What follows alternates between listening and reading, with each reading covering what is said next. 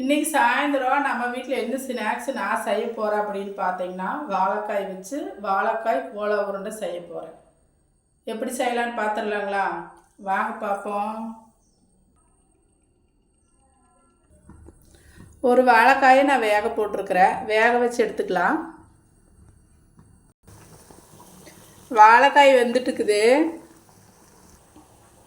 இப்போ கோலா உருண்டைக்கு தேவையான பொருள் பார்த்தீங்கன்னா, வெங்காயம், ஒரு பச்சை மிளகாய், கொஞ்சம் தேங்காய், பூண்டு, இஞ்சி, சோம்பு. நான் ஒரு மிளகா தான் போடுறேன். எனக்கு காரம் கம்மியாக இருந்தால் போதும். உங்களுக்கு எவ்வளோ தேவையோ நீங்கள் அவ்வளோ போட்டுக்கலாம். இதையெல்லாம் இப்போ நான் அரைச்சிட்டு வந்துடுறேன். அரைச்சிட்டு வந்துட்டு காமிக்கிறேன். இப்போ பார்த்தீங்கன்னா நான் வந்து பச்சையாகவே தான் போட்டு அரைக்க போகிறேன். அது கூட பார்த்தீங்கன்னா கொஞ்சம் பொட்டுக்கடலை போட்டுக்கலாம். அப்போ தான் கொஞ்சம் நல்லா கெட்டியாக வரும்.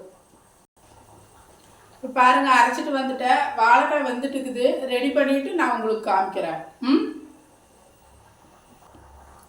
இப்போ கோலா உருண்டை பார்த்தீங்கன்னா சிக்கனு, மட்டனு, இறால், மீன் எல்லாத்துலேயுமே கோலா உருண்டை போடுறாங்க. நம்ம இன்றைக்கி வாழைக்காய் போட்டு சாப்பிட்டு பார்ப்போம். ஃபஸ்ட்டு செஞ்சுருக்கிறேன், நல்லா தான் இருக்கும். இப்போ நான் அதை தான் செய்ய போகிறேன். சாயந்தரம் ஸ்நாக்ஸ் ஏதோ ஒன்று சாப்பிட்லான்னு இருந்தது. அதனால் வாழைக்காய் இருந்ததுங்களா, அதனால் அதை வச்சு செய்யலான்னு. இப்போ கோலா உருண்டை பார்த்தீங்கன்னா ரெடி பண்ணிவிட்டேன். நான் சின்னதாக உருண்டை பிடிச்சிருக்கிறேன். உங்களுக்கு எவ்வளோ வேணுமோ நீங்கள் அவ்வளோ சோட்டு பிடிச்சிக்கலாம். நான் போட்டு பார்த்துட்டு உங்கள்கிட்ட காமிக்கிறேன். இப்போ கோலா உருண்டை போட்டுட்டேன், வெந்துட்டு இருக்குது பாருங்கள். கோலா உருண்டை பார்த்தீங்கன்னா சூப்பராக ரெடி ஆகிட்டு இருக்குது. ரெடி ஆகுது. எடுத்து உங்கள்கிட்ட காமிக்கிறேன். சாப்பிட்லாம்.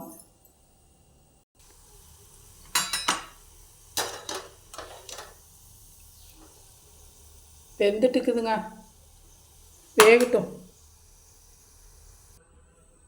இங்கே பாருங்க, கோலா உருண்டை சூப்பராக ரெடி ஆயிடுச்சு. இது பாருங்க, லட்டாட்டு இருக்குது. கோலா உருண்டை சூடாக இருக்குது.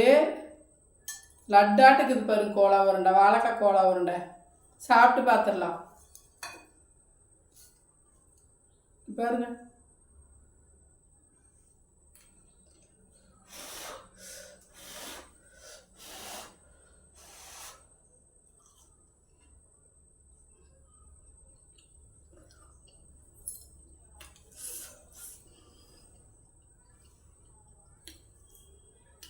சூப்பராக இருக்குதுங்க கோலா உருண்டை.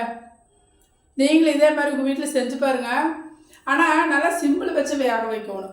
அப்போ தான் பார்த்தீங்கன்னா உள்ளே இருக்கிறதெல்லாம் வெளியில் பச்சையாக அப்படியே இருக்குது. கோலா உருண்டை சூப்பராக இன்றைக்கி நான் ரெடி பண்ணிட்டேன். செம டேஸ்ட்டாக இருக்குது. அருமையாக இருக்கிறது.